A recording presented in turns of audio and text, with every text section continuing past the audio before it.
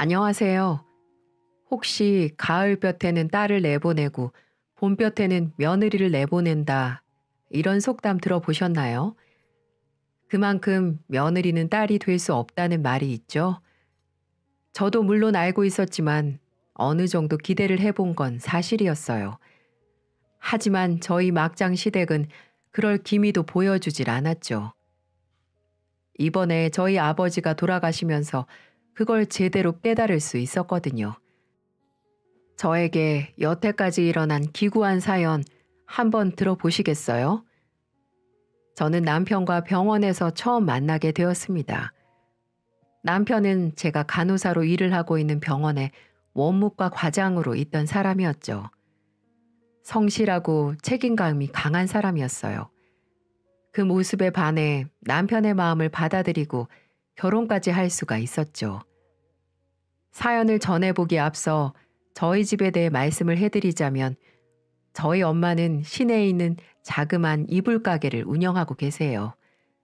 아빠는 일반 회사를 다니시다가 정년 퇴직을 하셔서 엄마 가게를 도와주고 계셨고요. 저도 쉬는 날이면 엄마 가게에 가서 청소도 도와드리고 재고 정리도 같이 해드리면서 이불도 하나 받아오곤 했답니다. 저희 시댁에 대해서 살짝 이야기를 해드리자면 시어머님과 시아버님, 그리고 남편과 남편 여동생까지 이렇게 총 4식구였어요. 외동이었던 저와 다르게 형제가 있는 걸 보며 부러워할 때도 많았죠. 시아버님은 굉장히 무뚝뚝하시고 내성적인 분이셨어요. 하지만 이 시누이는 정말 자기밖에 모르는 성격에다가 정말 철딱선이 없는 아가씨였습니다. 그 중에서 이번에 제가 돌아버리게 된 사연의 주인공은 바로 저희 시어머님이에요. 주변에서 다들 저희 시어머님을 보면 저에게 힘들겠다라고 말할 정도로 독보적인 분이시죠. 영화나 드라마를 보다 보면 아파트에서 가장 목소리 크고 남들 신경 안 쓰는 아줌마가 간혹 나오잖아요.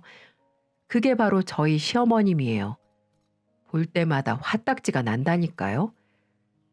저희 어머님은 동네 아줌마들하고 개모임을 하고 계시는데요.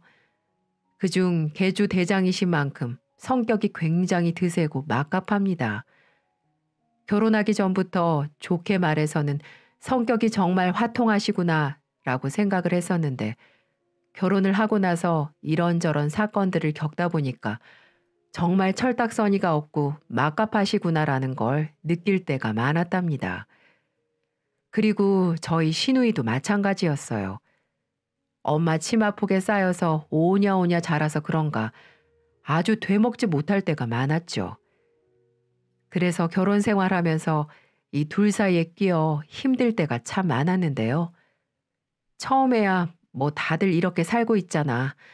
고부 갈등은 다 이런 거야 라고 생각하며 꾹 참았지만 지금은 저도 며느리로 살아온 세월이 있다 보니까 어느 하나도 그냥 넘어가지 않고 있답니다. 저에게 어떤 일이 있었는지 간단하게 이야기를 해드려 보자면요. 한 번은 어머님 생신 때 시누이에게서 전화가 왔습니다. 그러더니 저보고 어머니 생일상을 차리라는 거예요. 언니, 이번 주에 엄마 생신인 거 알죠? 주말에 엄마네 집에서 할 것 같은데 그날 엄마한테 생신상 좀 차렸으면 하는데요. 생신상이요? 그건 아가씨가 차리는 게 낫죠. 딸밥 얻어먹는 게 어머님도 좋지 않으시겠어요? 며느리는 뭐 딸 아닌가요? 결혼하고 나서 한 번도 생일상 차려준 적 없으니까 이번에는 한번 해봐요. 나도 너무 바빠서 그래요. 그래도 처음으로 차려드리는 거기도 하고 딸 같은 며느리 이런 게 저의 로망이기도 했기 때문에 열심히 장을 봐서 차려드리자 하는 마음이 들었어요. 그래서 처음이지만 노력해 보았죠. 시모 생일상을 상다리가 부러지게 차려놓으니 남편, 시누, 시아버님, 시누 남친까지 모여서 맛있게들 들더라고요. 상 차려드린 걸 드시더니 며느리가 너무 고생했다, 고맙다 하시길래 그래도 챙겨드리길 잘했네 이렇게 생각을 했습니다. 다 드시고 난 후에 과일을 먹고 있는데 시모가 갑자기 저를 부르면서 말을 하는 겁니다. 예, 설거지는 기름기 때문에 뜨거운 물로 해야겠구나. 네? 저 혼자 저 많은 걸 다요? 아가씨는 뭐 하고요? 얘는 남자친구도 같이 왔는데 옆에 있어줘야지. 처갓집에 와서 얼마나 불편하겠어. 너는 그런 생각도 못했니? 어머님의 말씀을 듣는 순간 머리가 띵 했던 것 같아요. 아, 역시 며느리는 딸이 될 수 없구나 라는 생각이 들면서 여태까지 장 보고 요리하고 했던 게 너무 아까워졌죠. 저도 참기 싫어 바로 남편을 부르면서 이야기를 했습니다. 여보, 들었지? 아가씨는 지금 못하시니까 당신이 하면 되겠다. 아, 알았어. 이거 과일만 먹고 바로 설거지 할게. 당신은 고생했으니 앉아서 좀 쉬어. 제가 이렇게 남편을 시켜버리니 시모가 놀라서 얼른 일어나 예, 됐다. 내가 할게. 라고 말하며 설거지통으로 달려가셨습니다. 어찌나 웃기던지. 그래도 자기 아들은 죽어도 시키기 싫으시다 이거죠. 혼자 설거지를 하고 계시는 뒷모습이 안쓰러워 옆에서 조금 거들어드리기도 했네요. 그렇게 제가 머리를 굴리면서 시댁의 공격을 철옹성처럼 막아내자 어머님도 나름 노하우를 연구하셨는지 한 번은 제가 한 방 먹은 적도 있었어요.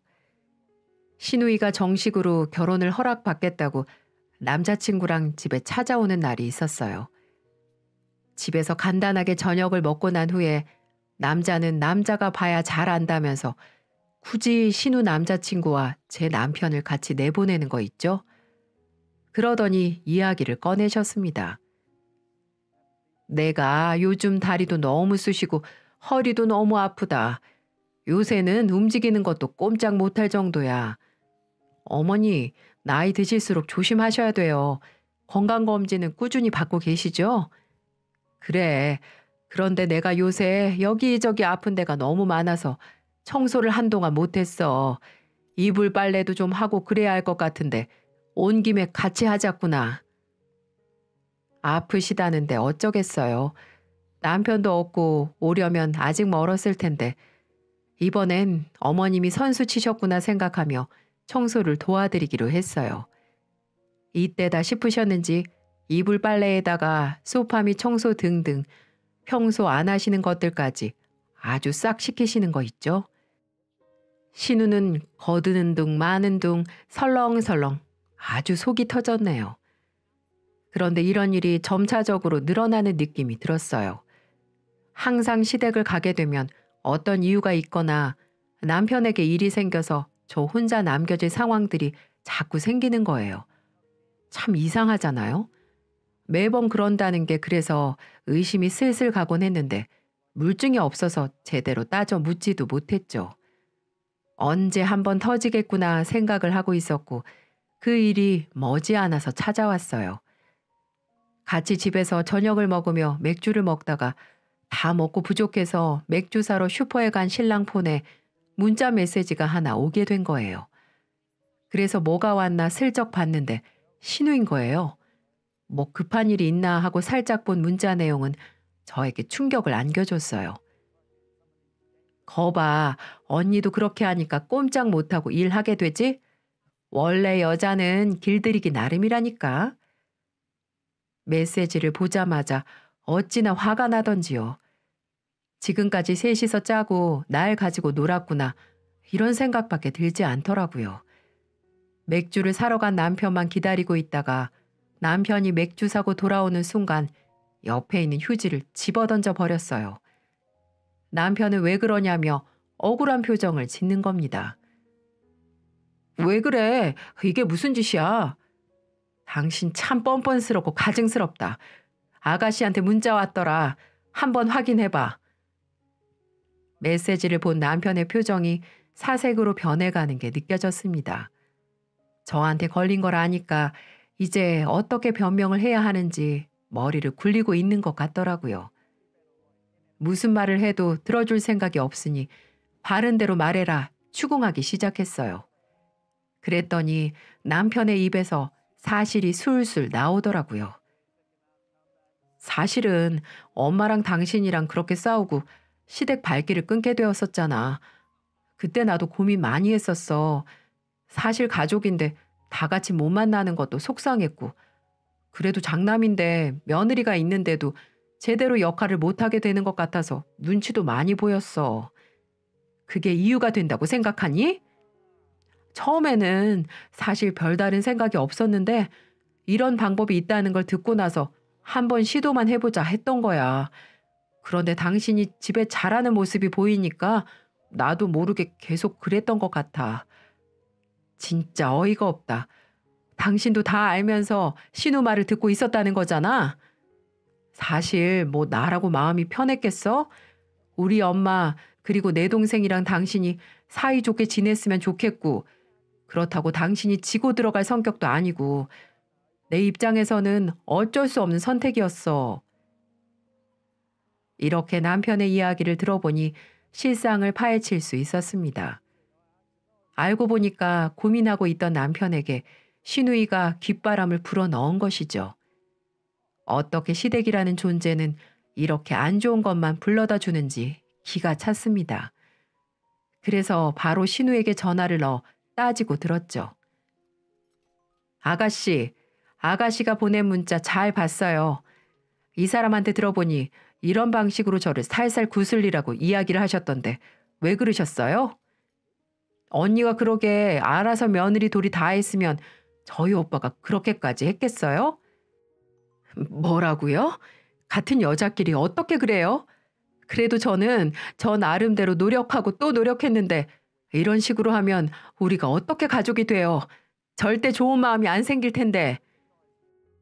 이제 와서 하는 말인데 저는 언니를 가족으로 생각해 본 적 없어요. 오빠가 결혼하겠다고 데리고 와서 이렇게 된 거지. 언니가 솔직히 우리 가족들한테 잘한 게 뭐가 있어요? 언니가 우리 집 며느리로 들어오고 나서 오빠도 다른 사람이 된 듯 가족들한테 예전처럼 잘 하지도 않아요. 제가 노예인가요? 시댁에 봉사하기 위해서 이 사람하고 결혼한 거 아니에요. 그렇게 엄마가 안쓰럽고 잘해주고 싶으면 아가씨가 직접 하시면 되지. 왜 저한테 대리 효도를 강요하시는 거예요? 저는 추워도 그럴 생각 없어요. 이렇게 신우랑 전화를 했는데 더 이상 이야기를 나눠봤자 아무런 도움이 되지 않을 거라는 생각이 들었습니다. 그래서 그냥 끊고 남편이랑 지지고 볶고 싸웠죠. 이 상황에 대해서 엄마하고도 이야기를 나눠봤는데요. 엄마는 워낙 심성이 착하셔서 그래도 어르신 걱정하실 텐데 이쯤 하고 도리하면서 살아라 라고 하시더라고요. 이렇게 시댁 식구와는 거의 연을 끊은 것처럼 지내게 되었고 마음 한켠은 불편했지만 오히려 시원한 부분이 더 컸던 것 같네요. 이제 주말마다 올라와서 일 좀 도우라는 시모의 전화도 받을 필요가 없고 명절 때도 남편만 쓱 보내버리면 되니까 몸이 편하기도 했죠. 그렇게 한 달 정도의 시간이 지나게 되었고 그간은 평화로운가 싶게 지나가게 되었습니다. 그런데 어느 날 남편이 조심스럽게 이야기를 꺼내는 겁니다. 여보, 이번 명절 때는 나랑 같이 가면 안 될까? 갑자기 무슨 소리야? 아니, 그렇게 된 지도 오래되기도 했고 엄마도 많이 반성하고 계셔. 올 때마다 나 혼자니까 기대를 하시다가도 한껏 풀이 죽으셔서는 아들은 장가를 갔는데 며느리는 코빼기도 안 보이니 얼마나 속상하시겠어. 어머님이 우리 집안의 한 짓을 생각해봐. 당신이라면 가고 싶겠어? 물론 나라도 정말 속상했겠지. 그래서 여태까지 한 번도 찾아가지 않아도 나 쥐 죽은 듯이 가만히 있었잖아. 그래도 가족인데 평생 안 보고 살 순 없지 않을까? 내가 중재 역할 잘할게. 같이 가자. 남편의 이야기를 듣고 나서 생각해보니 그래, 한번 가보자 싶었습니다. 만약 아직까지도 막장으로 나오면 다시 안 가버리면 그만 아니겠어요? 그렇게 오랜만에 시댁을 가게 되었고 어머님은 그 센 자존심을 죽이면서 와줘서 고맙다고 말씀하시는데 그래도 제가 안 가는 동안 생각은 많이 하셨나 보다 싶었어요. 가서 같이 식사도 하고 대화도 많이 나누고 왔는데요. 앞으로는 너를 딸처럼 생각하고 귀하게 여기겠다고 말씀을 하시는데 속으로는 저도 죄송한 마음도 들었고 이번 기회에 어머님하고 좀 친해지고 사이도 나아질 수 있지 않을까 싶었죠. 그래도 도리는 하자 싶어 그 이후에는 각종 경조사에만 뵈러 가고 남편이랑 항상 같이 다녔죠. 만날 때마다 흘깃흘깃 옆눈으로 째려보는 시누이가 꼴보기 싫은 것만 빼면 평온한 나날이 이어졌네요. 그런데 개벌은 난 못 준다고 시간이 지나면서 점차적으로 예전의 시모 모습으로 돌아갈 때도 많았습니다. 딸처럼 대하겠다고 하시더니 정작 딸하고는 너무 차이가 나게 차별을 하시는 겁니다. 말은 딸 같은 며느리다라고 하시지만 힘든 일은 다 제 차지가 되었고 딸은 방에서 푹 쉬게 하며 금이야 오기야 키우시는 모습에 화딱지가 절로 났다니까요. 사건은 이후에 터지게 되었죠. 그게 제가 이혼을 결심하게 된 결정적인 사건이기도 하고요. 우선 저희 집은 엄마와 아빠 그리고 외동딸인 저까지 세 식구였어요.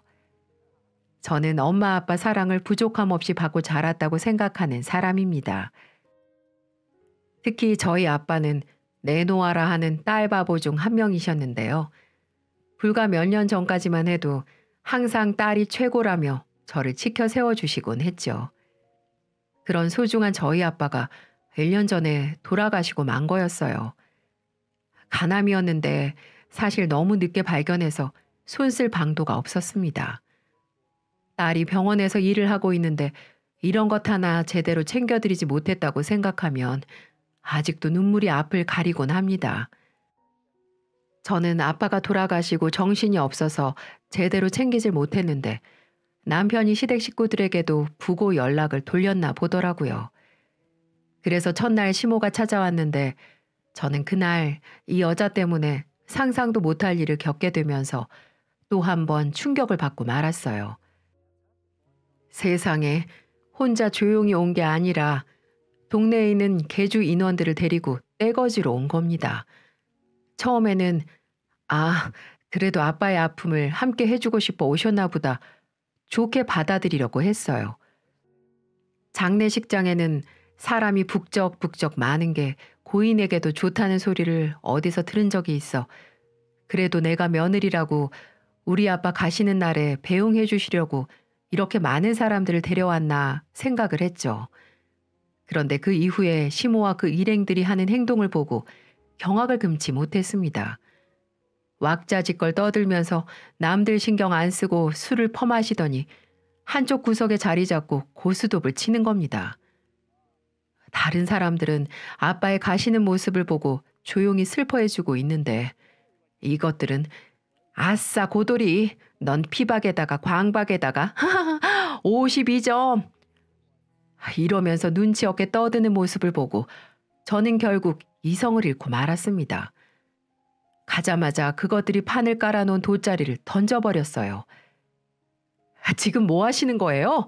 여기가 장례식장이지 고스톱이나 치는 도박장으로 보이세요? 좀 생각이라는 게 있으면 달고 다니세요. 예, 넌 무슨 말을 그렇게 하니? 원래 장례식장에서는 다들 이렇게 하는 거야. 가시는 길 기분 좋게 가시라고 고스톱도 치고 웃고 떠들고 하는 거라고. 근데 너 가만 보니까 이게 뭐 하는 행동이냐? 어른들이 있는 게 안 보여? 기껏 사람들 데리고 와서 자리 지켜줬더니만 이런 식으로 문상객들을 맞이해도 되는 거야? 됐고요. 댁들 같은 문상객들 필요 없고요. 여기서 얼른 나가세요. 이 아줌마들 때문에 아빠 보러 온 문상객들이 밥도 안 먹고 그냥 가버린 거 안 보이세요? 왜 자꾸 제 인생에 태클을 거시는데요? 빨리 나가시라고요. 라고 말하며 옷을 질질 끌다시피 하며 내쫓아 버렸습니다. 여장부 같은 시모도 주위에서 시선이 따가웠는 걸 느꼈는지 진짜 별꼴이야. 예, 너 오늘 일 후회할 거다. 이러면서 툴툴거리며 갔습니다. 주위 사람들은 저를 안쓰럽게 쳐다보기 시작했어요. 아유, 저것도 시엠이라고. 요즘 세상에도 저렇게 개념 없는 시모들이 있나. 힘들겠다, 힘들겠어. 이런 소리도 제 귀에 들려왔습니다. 어떻게 며느리 아빠 장례식장에 와서 분위기를 망가뜨리고 개념 없이 행동할 수 있는지 속에서 정말 천불이 날 것만 같았습니다. 그리고 혹시나 싶은 마음에 부조금을 확인해 보니까 계모인 사람들은 1원조차도 하지 않았고 시모는 고작 2만 원을 한 겁니다. 어떻게 사돈의 장례식장에서 2만 원의 부조를 할 수가 있는지 저는 그 봉투 안에 2만 원을 보면서 아, 이 시엠이라는 여자는 날 고작 2만 원짜리로밖에 생각 안 했구나 라는 생각이 들더군요. 그래서 저도 똑같이 2만 원만큼만 며느리로서 본분을 다하기로 했습니다.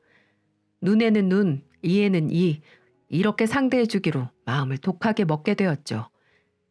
그렇게 3일장을 치르고 난 후에 집에 돌아갔는데 아무리 생각해도 화가 나서 남편을 불러서 따져 물어보았는데 남편도 전혀 모르고 있었던 눈치였습니다. 남편도 이렇게 말을 하더군요. 당신 어머님이 장례식 때 부조금 얼마인지 알고 있었어? 아니, 내가 부조를 확인한 게 아닌데 어떻게 알아? 얼마 하셨는데? 2만 원 하셨어, 2만 원. 어떻게 계모임 사람들까지 다 불러 모아 떠들고 가시면서 고작 2만 원을 하실 수가 있어? 어머님 정말 미친 거 아니야? 뭐라고? 에이, 네가 잘못 본 거겠지. 2만 원이라니. 해도 너무한 거 아니야? 우리 아빠 죽음을 무시하는 것도 아니고 이게 뭐야? 2만 원 내놓고 장례식장에서 고스톱이나 치고 앉아있고 정말 나 미치는 꼴 보고 싶어서 그러는 거래? 나 이거 그냥 못 넘어가. 아이고, 엄마도 참. 일단 내가 얘기해 볼게. 잠깐 화 좀 가라앉히고 있어봐. 남편은 이렇게 말을 하더니 시모에게 전화를 하러 간 것처럼 보였어요. 그리고는 다시 돌아와서는 2만 원 하신 게 맞는 것 같다며 자기가 대신 사과하겠다고 자기가 엄마 대신 사과를 하는 겁니다. 여러분 같으면 대신 사과를 받아주실 수 있나요? 저는 며느리를 짐승보다 못한 취급하는 시어머니를 도저히 가만히 있을 수가 없었어요. 화가 머리끝까지 올라와서 바로 신랑 데리고 시댁에 쫓아갔습니다. 그리고 따지기 시작했어요. 어머님, 정말 너무하세요. 저희 아버지 장례식장인 거 알면서 부조금을 그렇게 넣으신 거예요? 어머, 얘 좀 봐라. 2만 원은 돈도 아니니? 보통은 거기까지 가준 것만 해도 고마워한다. 나 참. 어머님 혼자 오셨어요? 계모임 사람들 다 끌고 와서 하하호호 웃고 떠들면서 다른 사람들 방해되게 고스톱 치셨어요? 안 치셨어요? 어떻게 그런 식으로 모욕을 주세요? 그리고 2만 원이라뇨? 장례식 부조금은 홀수로 맞추는 게 예의인 것도 모르세요? 뭐? 예의? 지금 나보고 예의라고 했니? 야, 가준 것만으로도 성의 표시한 거지. 어디 시애미한테 두 눈을 똑바로 뜨고 댐벼? 그럼 어떡하냐? 막상 부조하려고 지갑을 열어보니 현금이 2만 원밖에 없는 걸. 나도 뭐 조금 마음은 걸렸지만 그래도 홀수 짝수보다는 정성이 중요한 거 아니니. 그리고 우리나라 그런 유교적인 사상, 미신 등은 없어진 지 오래다. 세상이 어느 세상인데 아직도 그런 걸 따지고 있어. 아, 그러신 분이 고인 가실 때 즐거워야 한다며 고스톱 치면서 하하호호 하셨어요? 말이 앞뒤가 안 맞다고 생각 안 하세요? 됐고요. 어머니가 어머니다워야 대접을 해드리죠. 더 이상 저 며느리 노릇 안 합니다. 어머님이 저희 집을 사돈집이라고 생각하지 않는 것 같으니까 저도 이제 사표 낼랍니다. 그 말씀 전하려고 직접 찾아왔어요. 지금 실컷 봐두세요. 앞으로 며느리 얼굴 보기 힘들 테니. 이렇게 어머님께 내질러 버린 후 저는 남편을 데리고 집으로 돌아왔습니다. 저는 그 후로 시댁의 발길을 당분간 뚝 끊어버렸어요. 사실 중간중간 속이 터질 만한 일도 몇 번 있었지만 더 이상 이제 스트레스 받지 않고 살겠다는 생각으로 내질러 버리니까 제 속은 시원하더라고요. 그리고 어머님한테 그렇게 확 질러버리고 난 후 며칠 뒤에 신우이에게 전화가 왔습니다. 그런데 이 신우이 쬐깐한 년이 그 애미의 그 딸년 아니랄까봐 다짜고짜 버럭 화를 내버리는 거예요. 뭐라고 전화가 왔는지 아세요? 언니, 언니 정말 그렇게 안 봤는데 엄청 되바라졌네요. 뭐라고요? 말 다 했어요? 아니요, 아직 다 안 했어요. 언니가 뭔데 엄마한테 그렇게 싸가지 없게 행동을 하세요? 듣자 하니 엄마가 언니네 아빠 장례식장에 부조금 조금 낸 거 가지고 뭐라고 하는 것 같은데 그렇게 사람이 속이 좁고 째째해서 어떻게 이 험난한 세상을 살려고 그러세요? 세상 사는 법을 더 배워야겠어요, 언니는. 이렇게 말을 하며 저를 가르치려고 들여는 게 아니겠어요? 그래서 대응해주기 시작했죠. 야, 뭐라고? 싸가지? 야, 말이면 단 줄 알아? 아, 어이가 없어서 이제 반말까지 하네. 지금까지 언니라고 불러줬더니 이게 아주 막장이네. 신우이 무서움 한번 보고 싶어? 정신이 돌았냐? 내가 지금 안 돌아버리게 생겼니? 니네 모녀한테 더 이상 들을 이야기도 할 이야기도 없으니까 다시는 전화하지 마. 한 번만 더 전화하면 집에 쫓아가서 머리끄댕이를 다 뽑아버릴 거니까 이 싸가지 밥 말아먹은 것도 아니고 어디서 전화하자마자 지적질이야? 저는 그렇게 말을 하고 전화를 끊어버렸습니다. 꼴에 지 엄마라고 지 엄마 편을 들어주고 싶었나 봅니다. 그렇게 그 후로 저는 시댁에 대한 오만정이 다 떨어져서 발길을 뚝 끊어버렸어요. 그래서 시댁 쪽을 쳐다보지도 않고 한동안 살았습니다. 그리고 드디어 시댁과의 그 일이 있은 후 몇 개월 뒤 저에게도 복수의 기회가 찾아왔습니다. 바로 철딱선이 없는 신우이의 결혼 소식이었는데요. 그 전부터 시댁 식구들에게 보여주고 인사를 드리겠다고 같이 왔던 남자친구와 드디어 결혼을 한다고 하더라고요. 그 이야기를 들으니 머릿속에 휙 하고 좋은 방법이 생각났어요. 바로 제가 당한 대로 갚아주는 거죠. 사실 결혼식을 망치고 싶지는 않았어요. 뿌린 대로 거둘 수 있게 하고 싶었기 때문에 똑같이 되갚아주자라는 생각이 들 수밖에 없었죠. 아직 결혼식까지는 며칠 남아있으니 저는 일단 생각을 하고 계획을 세웠어요. 그때 시어머니가 저희 아빠 장례식장에 모시고 온 계모임 사람들이 몇 명이었는지 그리고 어떻게 하고 가셨는지 이런 걸 기억해내기 위해서 제 기억력을 총동원해서 되짚어 보았죠. 생각을 해보니까 시모 포함해서 6명이서 왔던 게 기억이 났고 저는 친구들 단톡방에 이 이야기를 하며 계획을 세우기 시작했습니다. 친구들한테 먼저 앞전에 시모한테 이런 일을 당했다, 이런 사건이 있었다 이야기를 했습니다. 그랬더니 다들 제 일처럼 화를 내주면서 이렇게 하자, 저렇게 하자 의견도 많이 내주더라고요. 그리고 서로 그 자리에 주인공이 돼주겠다며 저를 응원해 주었습니다. 그래서 쉽게 똑같이 6명의 인원을 맞출 수가 있었죠. 그리고 결혼식 당일 드디어 운명의 그날이 왔습니다. 먼저 저는 그래도 가족이기 때문에 결혼식에 먼저 가 있었어요.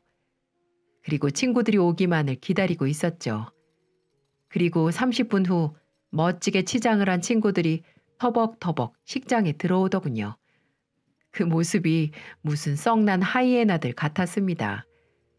축의금 내는 곳으로 가서 다 같이 돈을 걷어 한꺼번에 봉투에 넣었다며 2만 원을 내밀고 식권을 6장 받아왔어요. 그리고는 다들 계획을 실행하기 시작했습니다. 1. 눈치 없이 식장에서 칠갑산 부르는 친구. 2. 큰 소리로 자기 남편 흉보는 친구. 3. 신나는 댄스 음악 틀면서 막 춤추는 친구. 등등 아주 생쇼를 하기 시작했습니다.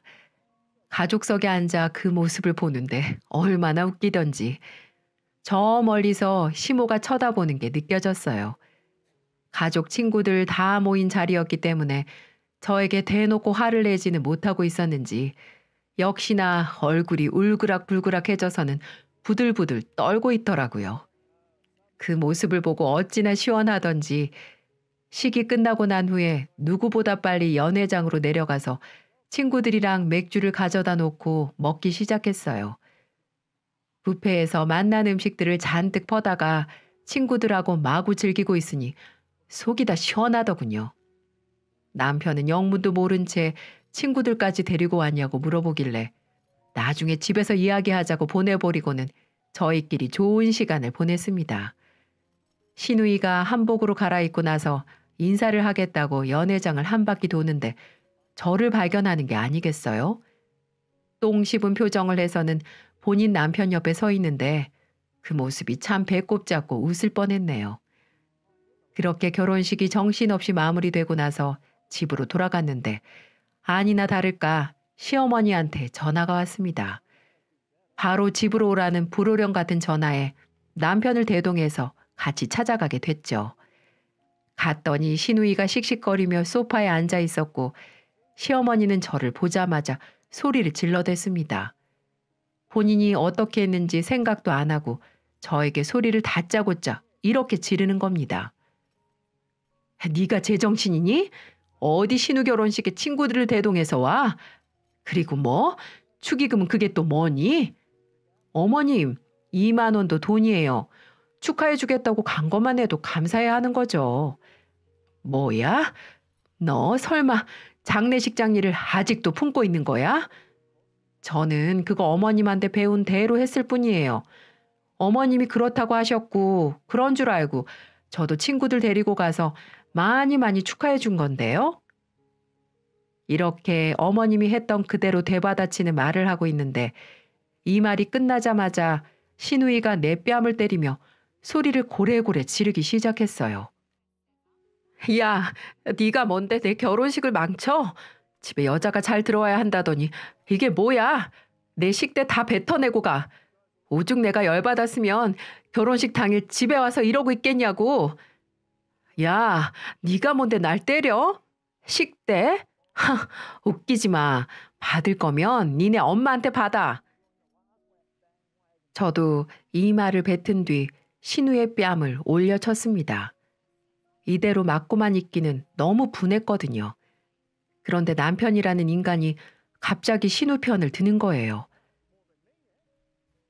당신 이게 무슨 짓이야? 애를 왜 때려? 당신 나 맞은 건 안 보여? 그럼 내가 뺨을 맞고 가만히 죽은 듯이라도 있어야 한다는 거야? 이번엔 당신이 너무했어. 다 지난 일 가지고 이렇게 해야 돼? 그리고 그때는 엄마가 그렇게 하셨는데 얘는 무슨 죄야? 가만히 있는 애를 결혼식까지 쫓아가서 그렇게까지 했어야 해? 역시 팔은 안으로 굽는다더니 당신도 내 편인 양 옆에 있던 게 다 거짓이었구나. 내가 아무 생각 없이 아가씨 결혼식에 가서 그렇게 한 줄 알아? 그때 나는 아가씨가 전화해서 나를 되바라졌다, 속이 좁다, 째째하다 이런 소리를 바락바락 지르던 게 아직도 기억에 생생해. 아무리 그래도 이건 당신이 잘못했어. 당신이 더 어른인데 참을 줄도 알아야지. 얼른 사과해. 뭐? 사과? 꿈도 꾸지 마. 사과 같은 소리 하고 있네. 내가 받은 거에 비해서 반도 안 돌려준 거야. 나는 그때 아빠 돌아가시고 피눈물을 흘리고 있었는데 깔깔대며 육개장을 먹던 어머니 얼굴 죽어서도 잊지 못할 것 같은데? 내 입에서 미안하다는 소리 죽어도 안 나오니까 그렇게 알아. 그렇게 남편한테도 선전포고를 한 뒤 뛰쳐나가서 친구들을 만나 고맙다고 밥을 한 끼 사고 집에 들어갔습니다. 그리고는 짐을 싸기 시작했죠. 남편이 그 모습을 보고는 뭐 하는 거냐고 묻는 겁니다. 그래서 우리는 이제 끝이라고 이렇게 이야기를 해주었죠. 어떻게 얘기를 했느냐면요. 당신 이게 뭐 하는 짓이야. 짐을 왜 싸고 있어. 고작 잔소리 조금 했다고 집이라도 나가겠다 이거야? 나는 여태까지 당신이 내 편이라고 생각했기 때문에 그런 거지 같은 시댁 참고 살았어. 그런데 이제 제대로 알았어. 당신도 어쩔 수 없는 그 집 식구고 한통속이었다는 걸. 그래서 뭐 이혼이라도 하겠다 이거야? 그래. 나 이제 당신이란 사람하고 한 지붕 아래에서 못 살아. 결혼을 하면 서로 믿어주고 평생 내 편이 되는 건데 당신은 전혀 그렇지 않으니까 조만간 서류 정리해서 보낼게. 이렇게 이야기를 하고 저는 나와서 친정으로 가버렸습니다. 나오는 길 뒤에서 이대로 나가기만 해보라며 소리를 지르고 있었지만 가볍게 무시해주고 저는 차를 타고 쌩 달려버렸어요. 엄마한테 이 모든 이야기를 하니 엄마도 이해를 해주시고 저를 보듬어 주시더라고요. 엄마한테 걱정을 끼치게 된 건 정말 죄송할 일이지만 이대로 참고 살 수는 없었어요. 그리고 저는 서류에 제 도장을 찍고 시댁에 이혼 서류를 보내버렸습니다. 남편은 정말로 이혼 서류를 보고 불안했는지 2주 뒤 저희 친정집에 남편이 찾아왔어요. 저는 솔직히 문도 열어주고 싶지 않았습니다. 하지만 엄마가 뭐라고 짓거리는지 들어는 보자면서 안으로 들여보내줬어요. 남편은 안 본 사이 얼굴이 많이 헬쓱해져 있었습니다. 행색도 초라해 보였고 꼴이 말이 아니더군요. 남편은 저희를 보자마자 바로 무릎을 꿇고 이야기를 하더라고요. 장모님, 그리고 여보, 정말 미안해. 이혼이라니 지금 우리 집 거의 초상집이야. 하나밖에 없는 아들이 이혼한다고 하니 얼마나 복장이 터지시겠어. 장모님도 제 생각 좀 해보세요. 제가 그렇게 잘못한 일입니까? 하나밖에 없는 여동생 결혼식에 그렇게 작정을 하고 장난을 치고 갔는데 어떤 사람이 기분이 좋겠어요. 자네, 아직도 정신을 못 차렸나? 난 우리 딸 결혼 생활하면서 당신 어머님한테 시집살이를 당해도 그동안 좋아지겠지 하고 참아왔었네. 그런데 오늘 자네 말하는 거 보니까 우리 딸을 지켜주지도 못할 망정 아직도 지 식구들 편을 들고 있구만. 그럼 자네 어머님이 장례식장에서 난동을 피고 간 거는 어떻게 설명할 건가? 내 딸의 아빠이기도 하지만 내 남편이야. 자네 장인어른이기도 하고. 그런데도 그렇게 말을 해? 안 되겠네. 자네는 생각이 좀 다를 거라 생각을 했지만 그런 정신머리로는 우리 딸 맡길 수 없네. 당장 나가. 이제 찾아오지도 말고. 엄마는 이렇게 말을 하시며 남편을 집에서 쫓아내 버리셨습니다. 그 뒤로도 몇 번이나 찾아왔지만 더 이상은 문을 열어주지 않았어요. 술을 먹고 보고 싶다고 전화 오기도 했고 자기 생각이 짧았다. 엄마랑 인연 끊을 테니 제발 이혼만은 하지 말아달라 사정사정을 했지만 저는 전부 무시해버렸습니다. 한 번 받아주면 또다시 그런 일이 벌어지지 않는 법은 없으니까요. 저는 결국 그 병원을 그만두고 다른 병원으로 직장을 구했습니다. 그 인간이랑 티끌만큼도 겹치고 싶지 않았거든요. 그냥 그 얼굴 자체를 보기가 싫었습니다. 결국 우리는 법원에 서류를 제출하고 법적으로 정말 남이 되었습니다. 사실 부부에서 남이 되는 게 한순간이라는 게 참 허무하기도 했어요. 저도 성격이 왈가닥하는지라 이렇게 받은 대로 돌려주긴 했지만 아직도 아빠의 장례식 날만 생각하면 분이 차오르는 것만 같습니다. 그놈의 계모임을 다니면서 대장 노릇을 하니 어디에 가서도 윗사람 대접을 받아야 한다고 생각했던 시어머니만 생각하면 제 피가 거꾸로 솟는 기분이에요. 이제는 뭐 볼 일이 없어서 속이 시원하긴 하지만요. 아무리 시댁 식구여도 이제는 가족이라고 생각을 했는데 그런 모습들을 보면서 역시 며느리는 딸이 될 수 없고 결혼을 한다고 해서 가족과 가족이 더해지는 건 아니구나 라는 생각을 하게 되었어요. 물론 일부 정말 좋은 시댁도 있겠지만 제가 만난 집은 그렇지 않았던 거죠. 그리고 100명의 외부의 적보다 1명의 내부의 적이 더 위험하다고 하는데 그게 우리 남편이었을 줄이야. 제 편이라고 깜빡 속고 있었던 제가 얼마나 어리석어 보이던지요. 지금은 이혼을 하고 나서 저만의 시간을 보내고 오직 저 자신을 되찾아가는 시간을 보내는 중이랍니다. 마음 한켠에는 찝찝한 마음도 있지만 속 하나는 정말 시원합니다. 제 긴 이야기 들어주셔서 감사하고 이 사연을 듣고 계시는 여러분들은 행복한 나날만 가득하시기를 바랄게요. 제 사연 들어주셔서 감사합니다.